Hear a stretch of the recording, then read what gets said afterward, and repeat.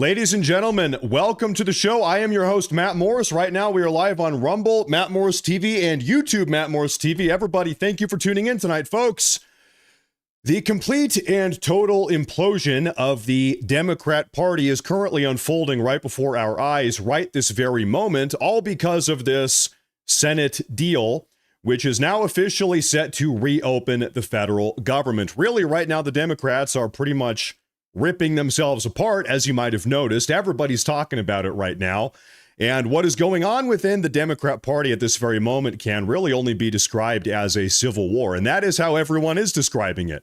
Right now, in front of our very eyes, we are witnessing the great Democrat Civil War of 2025. Now, to kind of lay out the battle lines here, right now, all of the far left radical progressives within the Democrat Party, they are trying to get Chuck Schumer to step down. They hate him. They want him kicked out of the party. They view him as being weak. He's not standing up against the evil fascist President Trump strongly enough. They want him gone because he's not radically progressive enough.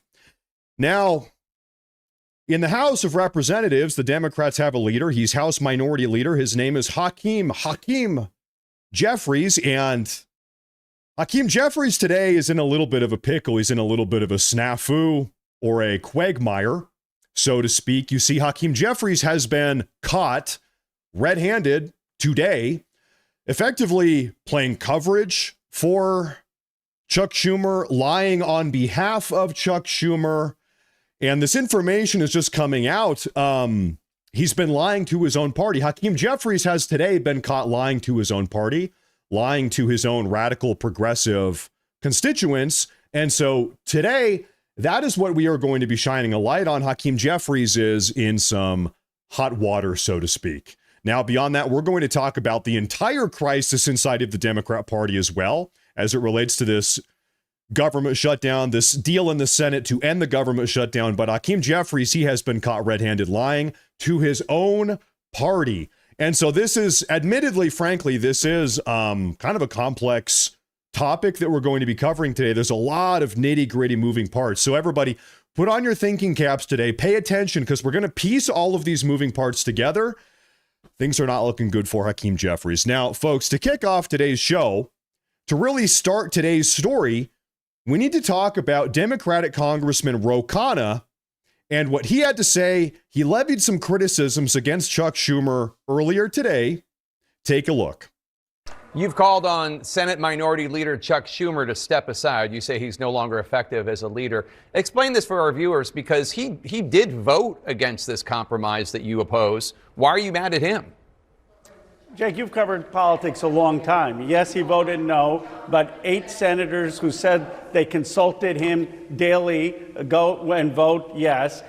One of those people is his number 2. He's not going to do that without Senator Schumer's sign off. And then conveniently, all 8 of those senators aren't up for re-election in 2026. Yes. This is the D.C. way. Senator Schumer could have blocked this if he had wanted to. And one of the challenges is, in addition to the healthcare premium spikes, it undermines the narrative that this was a Trump shutdown. There they are. If 8 Democratic senators could have ended it, we should have kept the pressure on. So this is a radically progressive member of the Democrat Party. His name is Khanna. You saw him earlier in the video. Here he is. He's in the House, not the Senate. He is very upset at Chuck Schumer today because he's saying Chuck Schumer is the leader of the Senate Democrats, although Chuck Schumer himself voted no to bring this shutdown to an end. 8 Democrats voted yes to bring the shutdown to an end. 8 of them. Dick Durbin, Tim Kaine, Cortez Mastro, Fetterman, we talk about him a lot, Shaheen, Hassan Rosen, and Angus King. And so his criticism of Chuck Schumer is twofold. He's saying, first off, Chuck Schumer, you are a weak leader because 8 of your own Senate Democrats flipped and voted for Trump. They must have done so with your permission, otherwise they wouldn't have done it. And then also, this undermines the narrative that this is Trump's shutdown. If 8 Senate Democrats had the capacity to end the shutdown this entire time, then therefore it logically follows that this is actually a Democrat shutdown. And it is. We all know that. But he's mad that their narrative now is completely and totally crumbling. And now, this is where we move on to a clip from Hakeem Jeffries. because this is where Hakeem Jeffries, we're going to play the clip right now on CNN earlier today. What does Hakeem Jeffries do? He lies to his own party. He lies to his own radically progressive constituents, and I'm going to play the lie. We're going to let the clip play here, and then we're going to break down what this all means. Take a look. The Senate Democratic Minority Leader, Chuck Schumer, voted against the deal last night, but he's being severely criticized for not having enough control over his caucus to stop those 8 from defecting. Your colleague, Democratic Congressman Khanna of California, says the time has come for a change. Listen to this. He's the leader of the Senate. This deal would never have happened if he had not blessed it. It's time for him to be replaced. He is not meeting the moment. He's out of touch with where the party's base is. There are a lot of Democrats, in fact, the vast majority of Democrats, that agree with radical progressive Democrat Congressman Khanna. The majority of Democrats, Democrat politicians, and Democrat voters, they want Chuck Schumer gone. They agree with Khanna. But now, take a listen to what Hakeem Jeffries says right now. He's about to tell the lie. What do you think, Leader Jeffries? Do you agree with Khanna? Do you think Schumer should be replaced? Leader Schumer did not bless this agreement. He voted against it. And, of course, Senate Democrats. There it is. He goes on to say more. Hakeem Jeffries said this earlier today, just a couple hours ago, in fact. He said, no, I do not believe Chuck Schumer should step down because he did not bless this deal in the Senate. He did not bless the deal in the Senate. In fact, he voted against it. He himself voted against it. Chuck Schumer did. And so this right here is the massive lie, because Hakeem Jeffries, as the entire Democrat establishment, Democrat voter base is turning on Schumer. They hate Schumer now. They want him gone. They want him out. Here is Hakeem Jeffries playing coverage for Chuck Schumer, lying on behalf of Chuck Schumer, saying, no, we don't need to get rid of Chuck Schumer because he had no part in this deal making. And you know what? I guess to Hakeem Jeffries' credit here, Maybe there's no way to know. Maybe we don't know if Chuck Schumer was a part of the deal making. Well, actually, we do know. This is Senator Shaheen, Democrat Senator Shaheen, last night, who is one of the 8 Democrats that flipped and voted with the Republicans to bring the shutdown to an end. People are mad at her right now also. What did she have to say last night about whether or not Chuck Schumer was involved in this process? Senator Chuck Schumer, your leader on the Senate, said, I cannot support a continuing resolution that fails to address health care. I am voting no. Did you do this outside leadership? And was there a big push for you not to join the others and break the 60 threshold? No, we kept leadership informed throughout. And ooh. One of the 8 Democrat senators that flipped and voted with the Republicans last night actually admitted. She publicly admitted that Chuck Schumer was a part of this. Rewind that. To join the others and break the 60 threshold? no, we kept leadership informed throughout. And I think it's important to remember who's responsible for why we got into this shutdown. We are here because we are concerned about the health care costs rising significantly on millions of Americans. And we didn't have any indication before the shutdown started that our Republican colleagues were willing to address it. Now, Speaker Johnson is going to have to bring the House back in. He's been AWOL since the beginning of September, when we were in the middle of the shutdown. Leader Thune has agreed that we will have a bill that we will write that will give us an opportunity to work on those health care costs. And we believe there are a lot of Republicans, including a lot of Trump supporters, who want to see us do something about this because their costs are going up. There's not a single Trump supporter that wants these ACA subsidies. And so, by the way, a condition of this deal made between the Republicans and the Democrats, these 8 Senate Democrats, to hop on over and reopen the government was that House Speaker Mike Johnson would allow a vote on the floor of the House to pass some of these ACA subsidies. It was like Maybe we'll have a vote. Okay, come on over. Listen, reopen the government. Maybe we'll have a vote. Maybe it'll pass. Maybe it won't. I'm not making any promises that any Republicans are going to sign it, but at least I will humor the idea on the floor of the House. Now, seems like this is pretty much dead on arrival. This was a terrible deal for the Democrats. In fact, I'm going to be honest here. Imagine you are a radically progressive Democrat. You are mad. You probably do have every right to be mad because your leadership, they did flip on you. They were not standing firm against President Trump. President Trump, have you guys heard of the art of the deal? President Trump is the deal maker in chief. President Trump took these Democrats for a ride. Okay? President Trump completely dominated the Democrats. So if they are mad, a lot of them are, you know what? It makes sense. They got absolutely owned. They got dominated. But anyway, here's where we currently stand, folks, is a little bit of a recap. House Representative Khanna accuses Chuck Schumer of being weak and needing to step down because he signed off on the deal with the Senate Republicans. Hakeem Jeffries comes in defense of Chuck Schumer and says, no. Schumer did not sign off. Schumer did not bless the deal with the Republicans in the Senate. And then, much to Hakeem Jeffries' dismay, now we have Democrat Senator Shaheen, one of the 8 that flipped over and worked with the Republicans to reopen the federal government. She came out and publicly said that actually, well, Schumer did bless the deal. Schumer did sign off on the deal, completely debunking Hakeem Jeffries' narrative. So Hakeem Jeffries has now been caught red-handed lying to his own base, playing coverage for Chuck Schumer, which now all of the Democrats hate with a burning passion. But it gets even worse. It gets even worse for Hakeem Jeffries, that is, and the Democrats in their entirety. We also have a report coming out today now that behind the scenes on day number 14 of the government shutdown, now it's like day number 42 or whatever. It's coming to an end here any day now. But on day number 14 weeks ago, Chuck Schumer told the Senate Democrats not to make a deal. So Chuck Schumer's been flipping and flopping all over the place like a fish on the deck of a boat. It seems as if 2.5 weeks ago, all of these moderate Democrats in the Senate, that they were actually willing to make a deal a couple weeks ago. Schumer said, no, don't do it. And now it was for nothing. They got nothing out of this. Here's that report. Take a look. A group of moderates came to Chuck Schumer 2 weeks into the shutdown, 2 weeks in, and said, we're ready to reopen the government. And he said, no, hold out. Wow. No, hold out. Mid-October, he said to his entire caucus that if anyone tried to reopen the government, he would stand against them. That's according to sources that told Axios. So shame on Chuck Schumer. I know he's gotten the rap as the moderate, being beholden to the far left. No, he caused the pain. He pushed the pain through, along with Hakeem Jeffries. And it's quite sad to see the radical left take over.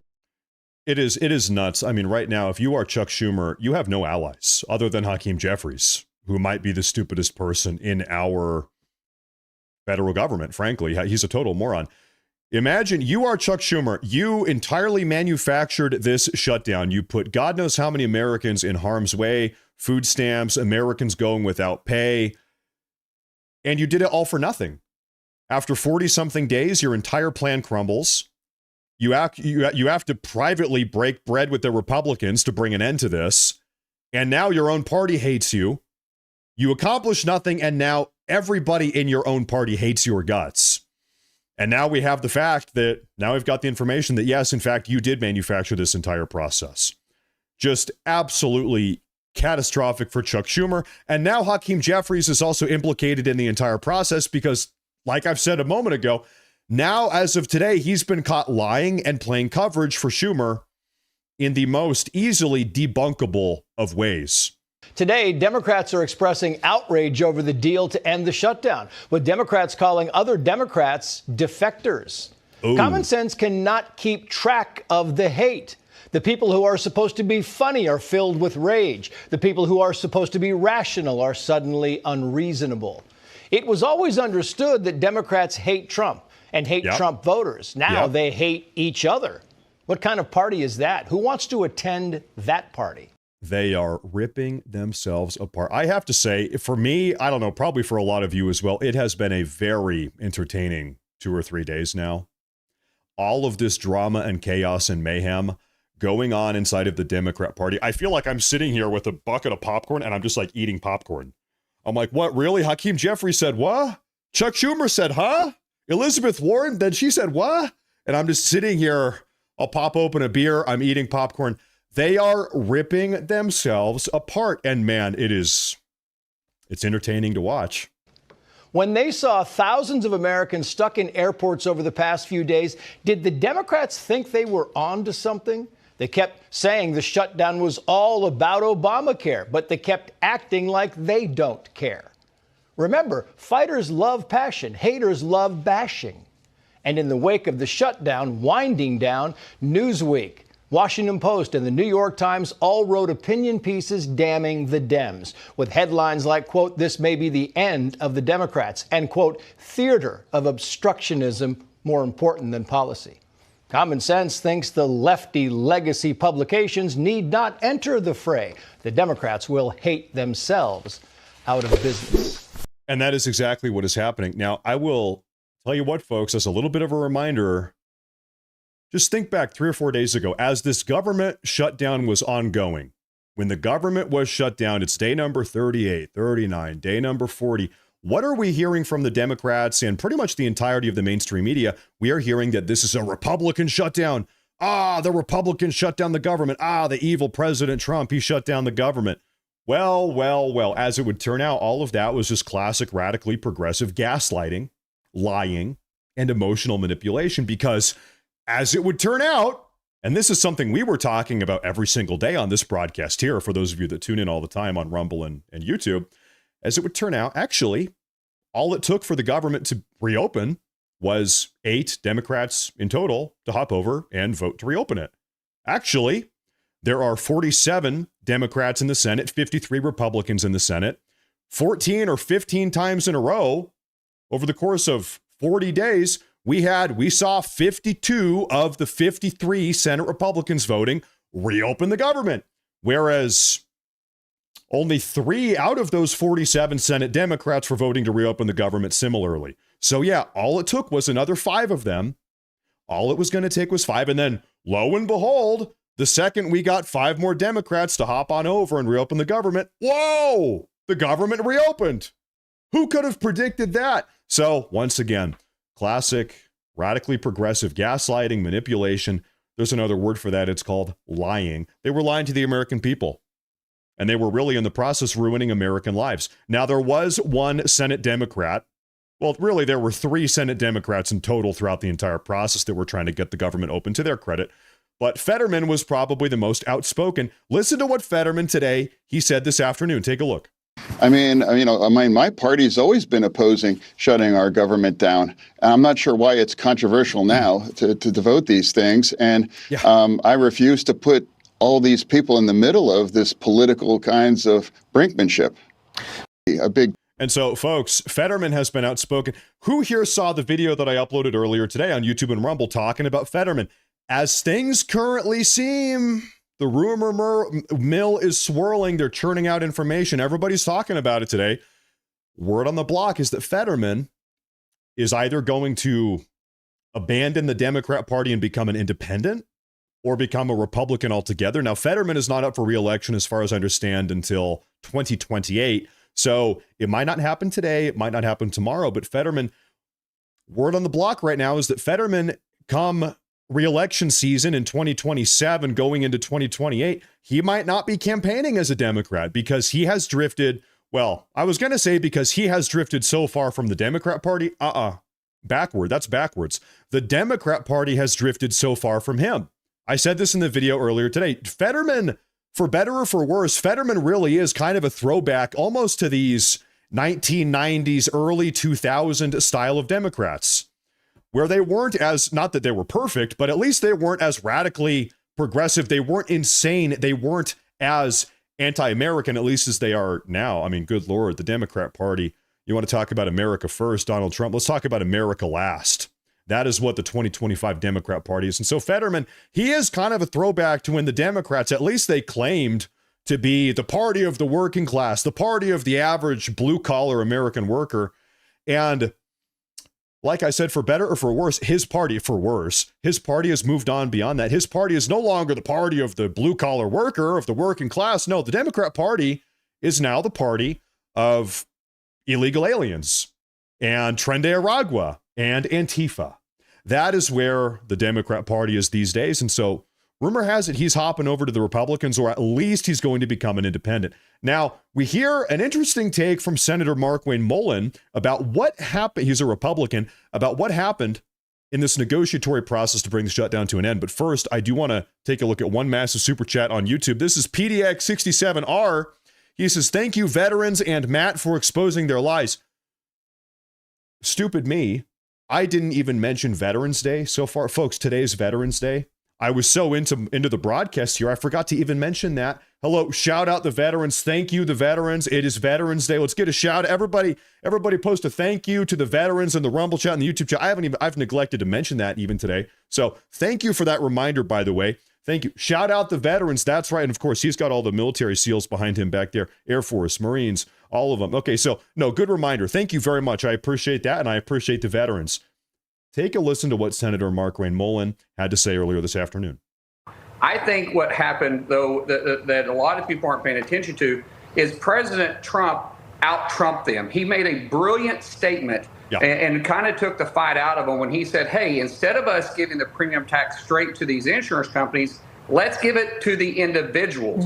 Let's give it to the people that want to buy health care and want to make the decisions on what program and what policy they want to buy themselves. After that, it kind of took the fight out of the Democrats, and that's when you started seeing them splinter. Well, I thought it was very interesting. In his interview with Laura Ingraham last night, the president started to lay out some of what a Republican answer would be, a White House answer would be on health care. So how much structure is there to this plan? And, you know, what can we expect next on it? Do you expect that Republicans are going to have a specific plan that you all can vote on while you have the House and the Senate and the White House before the midterm? So this is a very interesting topic, and there's a lot to unpackage here. In fact, I believe we talked about this on a broadcast or a video. I think it was a video probably 3 or 4 days ago. You might remember, this is before this deal had been reached in the Senate. Chuck Schumer, he came out and said, everybody, Chuck Schumer here, I have a new idea. I've got a new deal. Okay, we can bring this shutdown to an end. All it's going to take is for Trump and the Senate Republicans to agree to extend the ACA subsidies for another 12 months. The Affordable Care Act. Now, these are the temporary subsidies that Joe Biden and the Democrats passed in 2021. When COVID was sweeping across the world, these were temporary COVID relief Affordable Care Act subsidies that were sold to the country as only being temporary. Now, Chuck Schumer came out 3 or 4 days ago, before this deal had been reached. He said, I've got a deal. He said, extend these temporary Affordable Care Act subsidies, and then we'll reopen the government. We need a 12-month extension. Now, the problem with these temporary COVID-era Affordable Care Act subsidies is that, like, tens of billions of dollars of them are fraudulent. They end up going to cover the healthcare costs of illegal aliens. Those that are not covering the healthcare costs of illegal aliens are effectively just money being given to pharmaceutical companies and to healthcare providers. They have not over the last 3 or 4 years, they have not reduced the monthly premiums of actual Americans. They're just bogus. They don't work. I wish they did, but it's the entire system, the entire deal was corrupt. And so Trump did something genius. And I feel like Trump has not gotten credit for this, not that I've seen anywhere other than on this broadcast in this community. Trump came out, he said, all right, Democrats, how about this? How about rather than giving these ACA subsidies to the healthcare providers, why don't we just start giving Americans money to pay for their own healthcare? Why don't we just start writing checks to, and he actually made, at this point, it's an infamous Truth Social post about 4 or 5 days ago. He said, listen, Chuck Schumer, all right, how about this? Well, I'll do you one better, Chuck Schumer. Let's just start giving money to Americans so they can buy their own healthcare. Let's cut out the healthcare providers out of the deal. Let's just give Americans money. They can do what they want with it. Now, this is so funny because this is like almost the most socialist, borderline pseudo-communist proposal ever, and it's coming out of President Trump's mouth. President Trump was not serious about this. He called their bluff. This is President Trump. This is art of the deal. He's calling their bluff. He's saying, all right, listen, you guys want to be communists over on the Democrat Party and give everybody money, which really ends up just in the pockets, lining the pockets of the healthcare providers. Okay, communist Democrat Party, let's just give everybody free money. I'm game. And the second he made that deal, and there was no intention of this actually being a real deal, it was a bluff. That's what it was. The second he issued that deal, the Democrats said, okay, it's time to surrender. Okay, we're throwing in the towel. All right, the shutdown is over. Because we all know the Democrats were not about to do that. We all know the Democrats are corrupt. They really want money for illegal aliens, and they really want money for the healthcare providers. It wasn't actually this request from the Senate Republicans, from the Senate Democrats for an extension of the ACA subsidies. This was not about American healthcare. This was about illegal aliens and lining the pockets of their big donors. And Trump called their bluff, and immediately they caved in on it. Really, it was a genius play, and nobody has given Trump credit for that. But I noticed that. I'm like, I know exactly what he's doing. Now, let's take a listen to what Tim Kaine had to say earlier today about why he himself, Tim Kaine is a Democrat senator. He is one of the 8 that flopped over and voted to reopen the government. What is his defense of how all of this has unfolded? Take a look. It doesn't seem like some of the party is just angry about this. It seems like this is ripping the party apart at a time where it felt like the party was coming back together post-elections. How do you convince your fellow Democrats to stay together on this? And how do you convince voters across the country to believe in the Democrats again? Can I just say, go ahead. Can I just say, ripping the party apart? I think you're over-dramatizing this. I mean, I know the news business is to try to make everything like the biggest crisis since the Cuban Missile Crisis or something. Don't say it's me. There's differences of opinion. I will quote your fellow Democrats. There's differences of opinion. Folks, just to put this into perspective, pause real quick. This is an MSNBC, MSDNC grilling Democrat Senator Tim Kaine. He's a Democrat who voted to reopen the government. This is MSNBC. They are ripping themselves apart right now.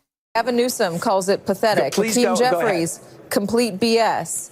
AOC says this is not about a base of voters. This is about Katie, about people's lives. Chris Murphy says it makes Donald Trump stronger. This is a moment that demands fighters, not folders. I mean, this is me quoting Democrats. I'm not making things up. Right. You know, it's reading what people are saying and reporting it. I know it. And you would have said this. You could have read the same quotes last month, a month ago.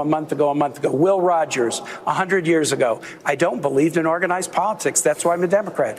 We're a big tent. We have different points of view. I've been doing this for 31 years. This is by far a minor league issue within the Democratic Party. We're going to unify around having the health care fight within a month. And people are going to see where Democrats are and see where Republicans are. And I'll be glad to come back and talk to you about it once we've done that. This is a minor issue. Listen, the Democrat Party has been successfully hijacked by far-left radical progressives. And any of these moderate Democrats, if you can even call Chuck Schumer or Tim Kaine a moderate Democrat, I'm not even sure if I'm comfortable with that. But at least they're a little bit different than some of these far-left radicals.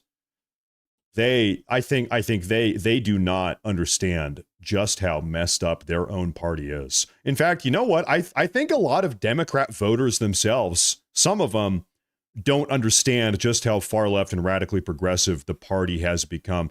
I see this time and time again. In fact, I've got family members like this that are 55, 60, 70-year-old lifelong Democrats, and reality has not hit them yet that the party that they grew up with, the Democrat Party that they remember from 1985 or from 1990 or whatever, that is not the Democrat Party of 2025. Their perception of the Democrat Party is stuck 25, 30, 40 years ago, how it used to be. Some of them, they don't even realize just how insane, far-left, radically progressive, anti-American, communist this party really has become. This is a big problem. And now we have a super chat here. Speaking of radically progressive, we have a super chat here from Outlaw Feminist. She says, nobody hates women like liberals. Well, I'll tell you something. In order to love women, you need to first off acknowledge that women exist, that women are real. Women are not this ethereal, made-up concept. They're a real biological entity. Women, it's a real thing. And so you're right. You're right. And that's something Democrats can't do. Well, the progressives, what is a woman? Now, to sort of argue against what Tim Kaine is saying. He's saying, it's really not a problem. This is a flash in the pan. Who cares? None of this really matters. Well, take a look. Take a look at this. We have a poll coming out of CNN. CNN earlier today. Chuck Schumer is officially the most unpopular Democrat Senate leader ever in the history of this country. How long has the Democrat Party been a party? I don't know, like 150, 200 years. I don't even know. Somebody Google that. A very long time. Chuck Schumer is now officially the single most unpopular Democrat Senate leader of all time. And if you look around, this is kind of what we're talking about today. Everybody wants him gone. Everybody left of center wants him gone because he is not, he's not radically progressive enough. And two, they view him as being weak in the face of the evil President Trump. Bernie Sanders, what do you have to say about this? Now, I'm kind of surprised here. Bernie Sanders actually said something a little interesting. Take a listen here.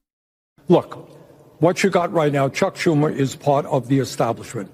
And I'm sorry to say that many people in the Democratic caucus are part of it. I would say we have 8 or 9 out of 47 people who I would consider to be progressives. So you can argue, and I can make the case that Chuck Schumer has done a lot of bad things. But I think getting rid of him, who's going to replace him?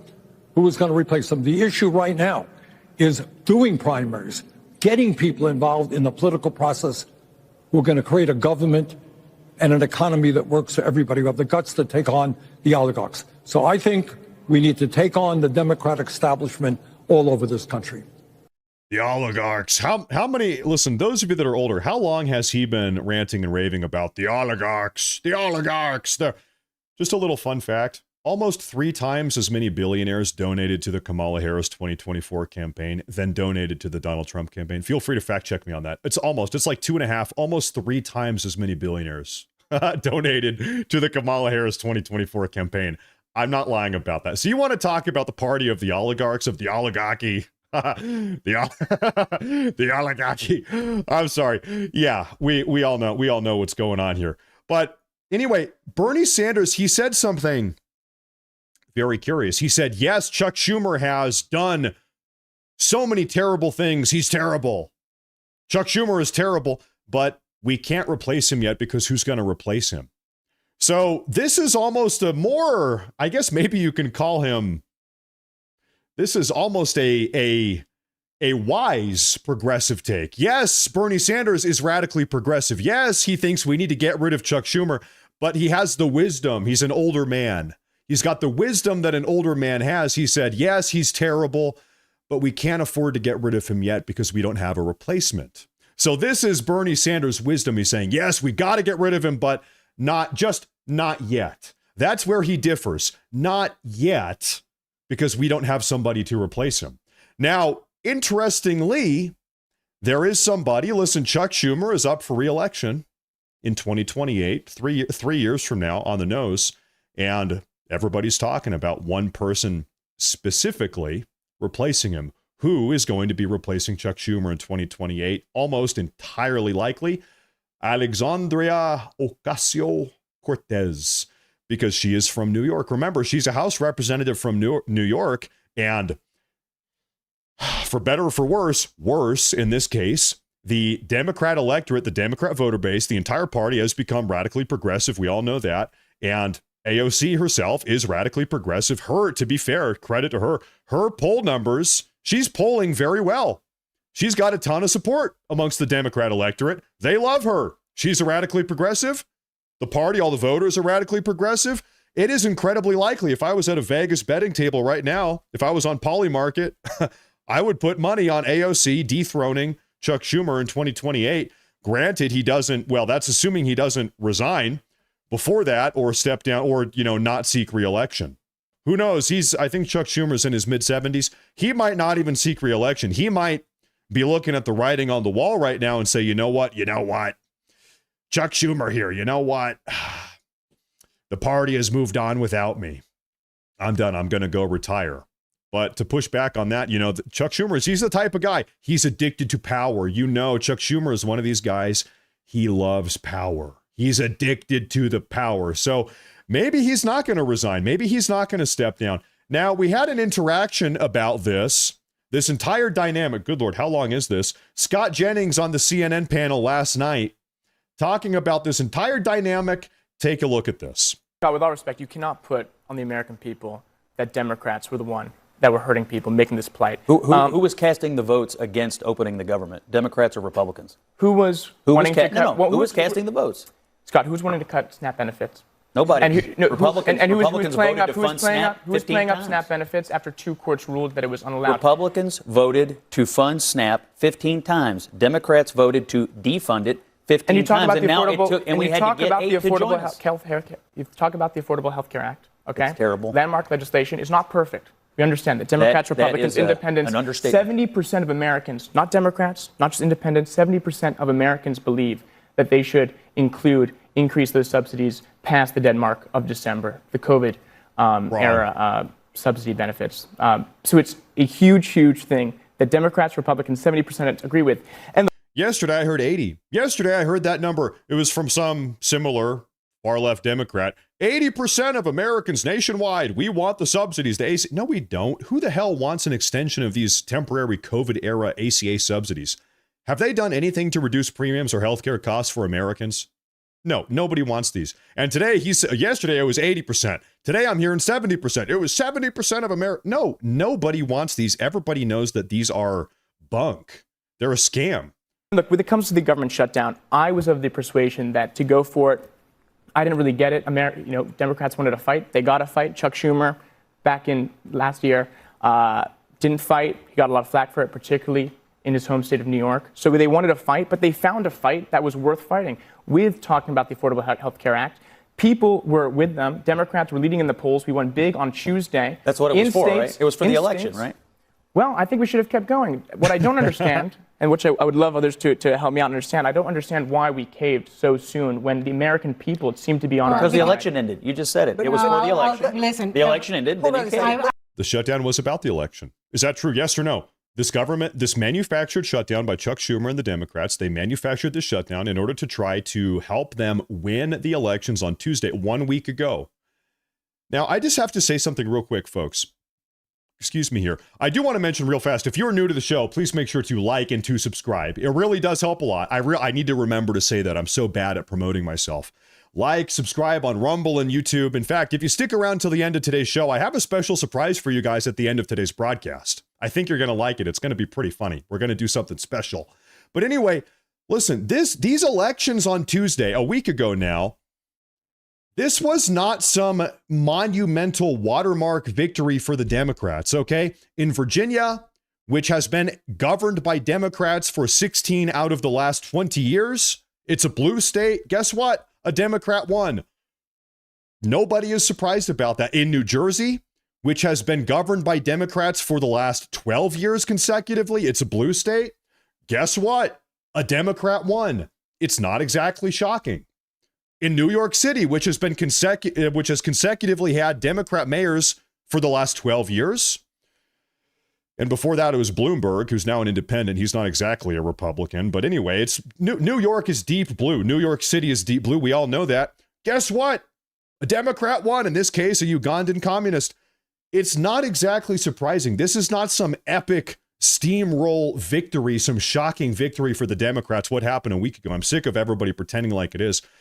Really, it's not. It's not exactly surprising. In fact, all of the betting money for all three of these big elections, it was 99%, 1%. Everybody, all the betting money was on the Democrats winning. Nobody is surprised by this. Now, I believe Scott Jennings goes on to talk about the ACA, these subsidies here. Take a look at this. One thing that came out of this entire fight is that the healthcare system in this country has been, Obamacare, has been exposed as a complete and utter failure. We all know it now. Everybody admits it. The other thing that came out is that Democrats are willing to make people suffer. And you heard Democrat after Democrat today say, well, we just couldn't prolong the suffering. So they admit that their political tactics were designed to inflict suffering on the American people. We also learned about cynical politics in this. But the overall issue of health care is going to have to be dealt with because the system has failed. Everyone, I think it's bipartisan now, admits it. But I'm not sure that having Mike Johnson commit to giving billions of dollars to insurance companies for insurance that's not getting any better, it feels like it's getting worse to the American people, is going to make a difference. I could see Democrats and Republicans coming together to discuss that. Like, if we're going to spend this amount of money, should we be just giving it to insurance companies, or should we be doing something else with it that would actually have a chance of making it feel like you could get seen by a doctor and get a better health outcome? But what we're doing now, writing checks to health insurance companies, is not getting us any better outcomes at all. Well, factually, he's just right. So the ACA went into effect in 2015, if I remember properly, 10 years ago. These emergency temporary COVID-era ACA subsidies were passed into effect temporarily in 2021.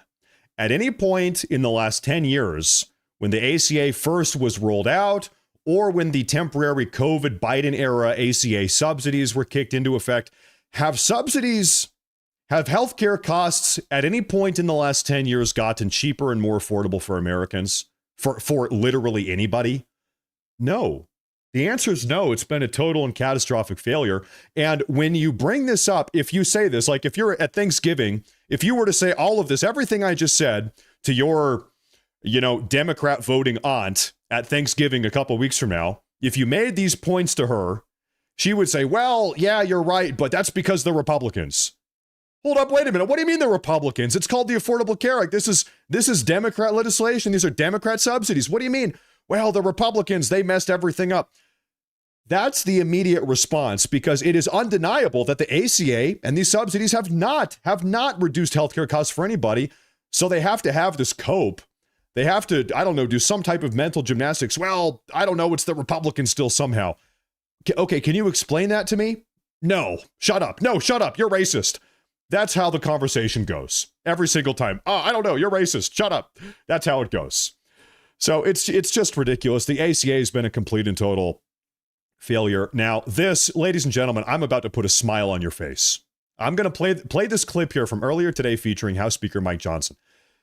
Let me add a little bit of information here. As I said about a half hour ago, I said, in order, this deal in the Senate, in order for 8 of these Senate Democrats to come over and vote to reopen the government, this kind of pinky promise deal was struck between this group of Democrats and the Senate Republicans. And the deal is this: vote to reopen the government. They have done that now. And at some point in the future, soonish, on the House, we will have a vote on whether or not to extend some of these Affordable Care Act subsidies. There was no promise that the vote would pass. There was no promise when exactly that vote would happen. There was no promise that this vote to extend these ACA subsidies would have any support at all from the Republicans. The only promise was that there would be a vote kind of at some point, and then we'll see what happens. Now, so this is why Democrats are mad, because it's not a very good deal. Donald Trump ran these Democrats through the ringer. Like I said, he owned them. He dominated them. It's not a good deal for the Democrats. The Republicans won out on this one. Now, House Speaker Mike Johnson, he added a little bit of context here earlier today about this deal. Take a look. So you're not committing to bringing up a bill that deals with the Obamacare subsidies before they expire? I'm not committing to it or not committing to it. What I'm saying is that we do a deliberative process. That's the way this always works, and we have to have time to do that, and we will in a bipartisan fashion. If he's not committing to anything. House Speaker Mike Johnson, yeah, there was a deal to bring this up on the floor, but we're not committing to passing it. We're not committing to voting for it. Whatever happens, happens. I don't know. Whatever. Who cares? I don't know. Whatever. Who cares? So when we are talking about complete and total Democrat loss, complete and total Democrat failure, complete and total Democrat implosion, civil war inside the Democrat Party, you want to know why all of this is happening? It's because Donald Trump completely and totally dominated these people. Donald Trump dominated them. You want to talk about art of the deal. Now, ignore that. I'm going to get that off the screen here. We're going to talk about that here in a moment. Ladies and gentlemen, as a little bit of a recap, Chuck Schumer is probably about to be kicked out of the Democrat Party. Okay, he might not even seek re-election. His polling numbers are catastrophically low. Everybody's talking about that. He has no support amongst the Democrats. This is House Speaker Mike Johnson. He is confirming that the Democrats might end up getting actually nothing at all out of this entire process, that they shut down the government for no reason whatsoever. And now, on top of all of that, Hakeem Jeffries has been caught. We talked about this earlier in the show, has been caught lying to his own party, and now his own party is turning on him as well. The Democrat radically progressive establishment, the voters, everybody, they're turning on Chuck Schumer, but now also Hakeem Jeffries, because Hakeem Jeffries today has been caught lying to his own constituents, playing coverage for Schumer, who is hated now. So this is just another chapter. We're staying up to date on this every single day. This is another page in the book of the ongoing Democrat civil war, Democrat implosion. So we have a massive super chat here from Raya Eaglewing. She says, "Thank you, Matt. You are the best. We love you, your family, your puppy Argos, the Patriots here, President Trump in America, America first." Thank you very much, Raya. Thank you very, very much. There was one more super chat. I'm always happy to see you. I'm happy that all of you are tuning in today. Thank you very much. I said it a moment ago, every day I feel like I'm eating popcorn. I'm just celebrating this total implosion. The Democrat Party is totally imploding. We have another super chat here from Revive Studios. He says, longtime Senate Democrat leader Chuck Schumer is the most unpopular top lawmaker on Capitol Hill. A new poll shows, adding fuel to the rumors that another rising liberal star is set to replace him, according to MSN. And who might that be? Alexandria Ocasio-Cortez. I think Chuck Schumer is not going to be in a position of power very much longer, and probably, frankly, Hakeem Jeffries either. Thank you very much. Whoa, this guy's spamming the live chat. Hey, don't spam the live chat. Ladies and gentlemen, there is one more super chat here from Eaters of Dead. He says, let's not forget the name Paul Ryan.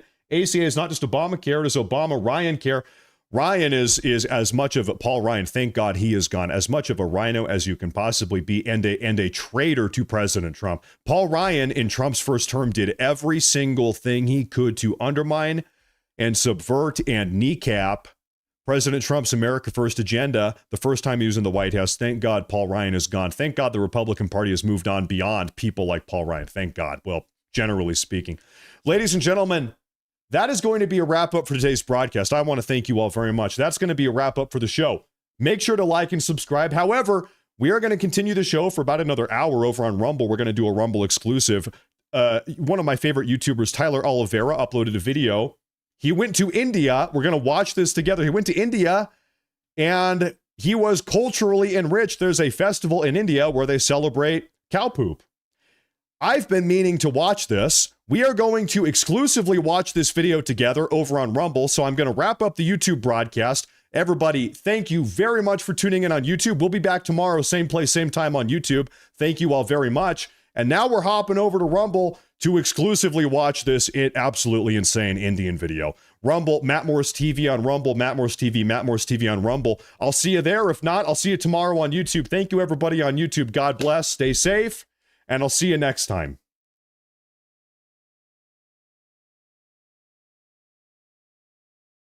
All right, ladies and gentlemen, I believe that we are live exclusively right now